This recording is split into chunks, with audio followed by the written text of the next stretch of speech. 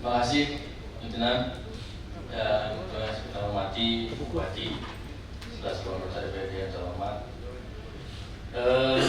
Saya ingin menyampaikan hal ini kepada Ibu Bupati bahwa dengan perpindahan Chevron di bulan Agustus ke Pertamina, saat ini kita melihat sudah cukup ramai para pengusaha-pengusaha, para kontraktor, beberapa perusahaan yang sudah mulai berdatangan ke Kota Duri.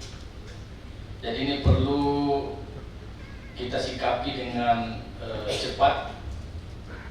Saya hanya menyoroti berkenaan dengan penempatan tenaga kerja lokal kita yang menjadi isu trending saat ini. Karena pada saat ini kita banyak menemukan berapa kali kami melakukan sidak di perusahaan-perusahaan yang ada di Duri khususnya, itu mereka merekrut tenaga kerja yang dari luar, yang bukan tenaga kerja di lokal kita. Kita punya perda ya tentang penempatan tenaga kerja lokal, itu ditentangkan oleh Pak Samsulijal tahun 2004. Perda nomor 4 tahun 2004 itu ya saya melihat cukup bagus ininya, ya. Apa yang diharapkan di sana. Cuma ada 5 surat keputusan Bupati atau mungkin Perbuk yang belum terrealisasi sampai dengan saat ini. Karena perda ini sudah cukup lama, sudah 17 tahun ya. Kalau kita punya anak 17 tahun mungkin mau tamat SMA. Tapi perbuknya belum keluar. Salah satunya adalah pasal 2 ayat 3 tentang antar kerja antar daerah, bahwa disebutkan di pasal 2 ini setiap pengusaha atau pengurus atau perusahaan itu wajib untuk mempekerjakan, mengusahakan, mengupayakan secara maksimal agar lowongan pekerjaan terbuka di perusahaan yang diisi oleh tenaga kerja lokal. Cuman surat peraturan Bupati yang menjelaskan secara teknis berkenaan dengan penempatan tenaga lokal ini seperti yang diharapkan di pasal 2 ayat 3 itu belum ada sampai hari ini. Itu yang pertama. Yang kedua, tentang wajib lapor tenaga kerja. Yang mana setiap perusahaan itu diwajibkan untuk melaporkan jumlah tenaga kerja kepada pihak terkait, mungkin Kemsnaker. Itu juga diatur di pasal 3 ayat 3. Dan pada hari ini belum juga ada peraturan Bupati tentang juknis, petunjuk dan teknis wajib lapor tenaga kerja ini. Jadi sekarang para perusahaan itu dia seenak saja dia mendatangkan tenaga kerja dari luar. Kemudian yang ketiga, pasal 4 ayat 2C tentang kartu kuning. Saya kurang tahu apakah ini sudah dibuatkan perbuknya atau SK Bupati atau belum. Kami mohon ini juga menjadikan prioritas Bupati yang terhormat. Kemudian pasal 6 ayat 2, persyaratan surat izin usaha penempatan. Artinya setiap perusahaan-perusahaan yang ada di Duri, kita melihat pada hari ini mereka berkantor seenak saja, Bu. Rumah-rumah masyarakat di Kota Duri itu jadikan kantor sehingga mereka tidak punya pamflet nama, ya, sudah tidak punya wajib lapor tenaga kerja, surat izin usaha penempatan tidak ada, surat izin berkantor yang tidak ada, kemudian surat izin tempat usaha juga tidak ada.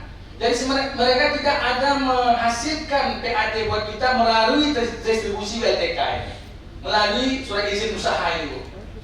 Kemudian yang kelima, pasal 7 ayat 5 tentang iuran untuk peningkatan keterampilan tenaga kerja. Itu juga belum ada perbuk yang mengatur tentang ini, bahwa di dalam pasal ini disebutkan petunjuk teknis berkenaan dengan iuran yang wajib dikeluarkan oleh tenaga kerja dari luar kepada pemerintah daerah. Itu juga belum diatur di peraturan Bupati Bengkalis. Karena itu cukup lama, saya rasa punya kesempatan untuk itu. Itu yang berkaitan dengan tenaga kerja lokal. Yang kemudian yang kedua berkaitan dengan pemekaran, Bu. Kebetulan kami di Babel Perda dan di Komisi 1 sudah melakukan beberapa kali rapat tentang pemekaran ini. Bahkan terakhir kita melakukan rapat sosialisasi, pertemuan sosialisasi dengan subbidang ya, tentang penataan desa dari pusat, Ibu Yuni Firman kalau nggak salah, 8 hari lalu. Itu adalah pertemuan yang ke-8 kali. Kalau kita melihat dari peraturan yang berlaku di Permendagri nomor 1 tahun 2017 itu, salah satu syaratnya adalah memiliki syarat minimal penduduk 800 KK di wilayah Sumatera. Kalau persyaratan minimal ini yang dimintakan khusus oleh atau wajib oleh salah satu syarat untuk pemekaran desa ini, ada beberapa desa kita yang saat ini itu tidak mencukupi itu.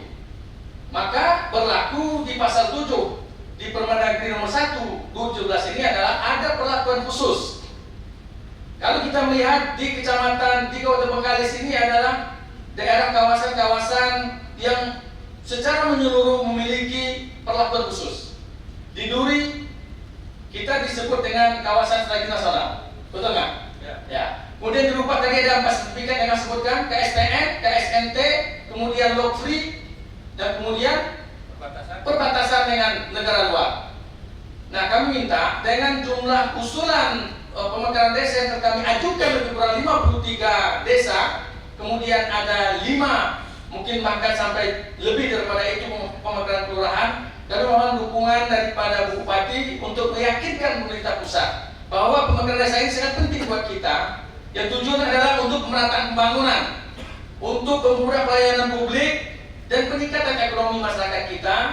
Kalau kita bandingkan dengan beberapa kabupaten yang lain, seperti yang di Rokan Hilir, saat ini mereka memiliki 165 desa, sudah 18 kecamatan, kita baru 11 kecamatan, kita memiliki desa dan kelurahan baru 155 desa dan kelurahan.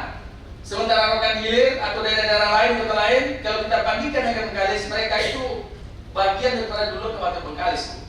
Oleh karena itu ini bagian dari upaya untuk percepatan pembangunan kita, dan mudah-mudahan Ibu Bupati bisa memberikan dukungan ini kepada kita semua untuk percepatan pembangunan dan perbaikan ekonomi masyarakat Kabupaten Bengkalis. Demikian yang kami sampaikan. Assalamualaikum warahmatullahi wabarakatuh.